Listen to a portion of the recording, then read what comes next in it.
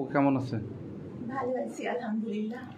আপু একটু বলবেন যে আমাদের এই যে বর্তমানের যে আসিয়া রিলেটেড যে ধর্ষণের ব্যাপারটা, আসলে এটা আপনি কিভাবে দেখেন? এই যে আপনি একজন ডাক্তার এবং আপনি সোশ্যাল মিডিয়াতে একজন পরিচিত মুখ, সেই হিসেবে আপনি যে ধর্ষণের ব্যাপারটা এটা আসলে কিভাবে দেখেন? আমি হচ্ছে যে কোনো পরিচিত মুখ হিসাবে না বা ডাক্তার হিসেবে না, একজন মানুষ হিসেবে যেটা বলবো, আমি আসিয়ার সাথে যে ঘটনাটা ঘটেছে এটা একটা নারকীয় ঘটনা এবং ভবিষ্যতে এরকম ঘটনা যেন আর কখনো না হয় সেটার জন্য সব লেভেল থেকে পারিবারিক, সামাজিক, আইনগত এবং বিচারিক এই সবগুলো দিক থেকে এমন ব্যবস্থা নেওয়া উচিত যে ঘটনাগুলো কখনো না ঘটে। এবং এই আসিয়ার সাথে যে ঘটনাটা ঘটেছে, এই একই ঘটনা আসিয়ার বড় বোনের সাথে, তারা বাবা মেয়ে দুজনে, মানে বাবা ছেলে দুজনে মিলেই সেই বড় বোনের সাথে এ ধরনের নারকীয় ঘটনা ঘটাচ্ছে বা ঘটিয়েছে। এই বিষয়টা আপনি কিভাবে দেখেন? আসলে নারীরা সকল সময় দেখা যায় একটা নির্যাতন, নিপীড়নের শিকার। হ্যাঁ, এবং ডোমেস্টিক ভায়োলেন্স আনাচে কানাচে পুরো দেশ জুড়ে কত যে হচ্ছে এটার কোনো হিসাব নেই। নারীরা মানে এই ডোমেস্টিক ভায়োলেন্স, সোশ্যাল ভায়োলেন্স সব জায়গায় সবসময় এটা কনফ্রন্ট করে আসছে। একটা বাসের মধ্যে দেখবেন একটা নারী নিরাপদ না, তাকে আনওয়ান্টেড টাচ করা হচ্ছে।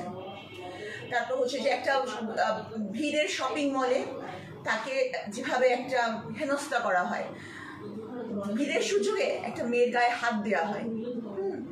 মেয়েটা বেশিরভাগ সময় কি করে, লজ্জা পেয়ে চলে যায়, কোনো প্রতিবাদ করে না, কারণ প্রতিবাদ করলেই দেখা যাবে যে লোক হাসানো হবে, বিচার তো হবেই না, দেখা যাবে সে নিজেই হেনস্থা হবে। এই জন্য মেয়েরা এটা গোপন রাখে। আসিয়া বড় বোনও নিশ্চয়ই কোনো না কোনো দুর্বলতার কারণে বা কোনো না কোনো মানে সামাজিক বা পারিবারিক কোনো চাপের কারণে অসহায়ত্ব থেকেই ব্যাপারগুলো স্বীকার করেনি, এবং স্বীকার করে নাই দেখে এটা বাড়তে বাড়তে এমন হয়ে গেছে যে তার আপন বোনের ক্ষেত্রেও এই ভয়ঙ্কর ঘটনাটা ঘটলো।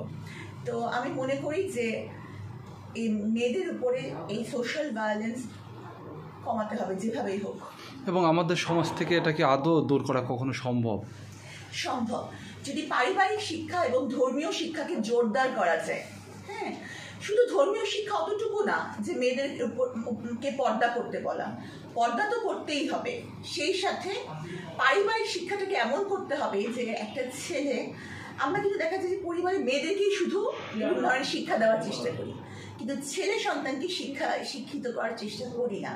ছেলে সন্তানদেরও শিখাতে হবে এমনভাবে, নারীদেরকে শ্রদ্ধা করাতে শেখাতে হবে যে তারা যদি নিজের বোন, মা, স্ত্রীকে শ্রদ্ধা করে, তাহলে কিন্তু বাইরে যদি তারা একটা কমার্শিয়াল সেক্স ওয়ার্কার ফিমেলকেও দেখে, তার সাথেও কিন্তু সে একটা অপমানজনক আচরণ করবে না। তো সেটাই আমার মনে হয় যে সবচেয়ে বড় জরুরি ব্যাপার। এবং এটা আসলে রাষ্ট্রের কোনো পদক্ষেপ নেওয়া উচিত বলে মনে করেন কিনা? রাষ্ট্রের দরকার হচ্ছে আইনটাকে বলবৎ করা, ধর্ষণের বিরুদ্ধে সর্বোচ্চ শাস্তি নিশ্চিত করা, এবং এমন একটা ব্যাপার তৈরি করা যে অপরাধী যেন আইনের ফাঁক ফোকর বলে বের হয়ে যেতে না পারে। আইনজীবীদেরও এমনভাবে কাজ করতে অনুরোধ করব আমি যে যেন প্রকৃত অপরাধী অবশ্যই শাস্তি পায়। আর আরেকটা ব্যাপার আমার সকলের প্রতি অনুরোধ থাকবে, নারীরা যেন এই ধর্ষণের মতো এই নির্মম মামলাটিকে নিজেদের স্বার্থ উদ্ধারে ব্যবহার না করে। দেখা যায় যে কেউ কেউ একটা কনসেনসুয়াল সেক্সে অভ্যস্ত, দুজনে বনিবনা হলো না, একজন আরেকজনের নামে এই মামলাটা দিয়ে দিল, তাহলে হয় কি, রিয়েল যে ভিকটিম সে কিন্তু বিচার পাচ্ছে না। এটার কারণে আইন তখন নমনীয় হতে বাধ্য হয়। হ্যাঁ, তো সেক্ষেত্রে আমি বলবো যে প্লিজ আপনারা এই মামলাটিকে মানে খেলো করে দিয়েন না বা প্রহসনের মামলা বানায়েন না।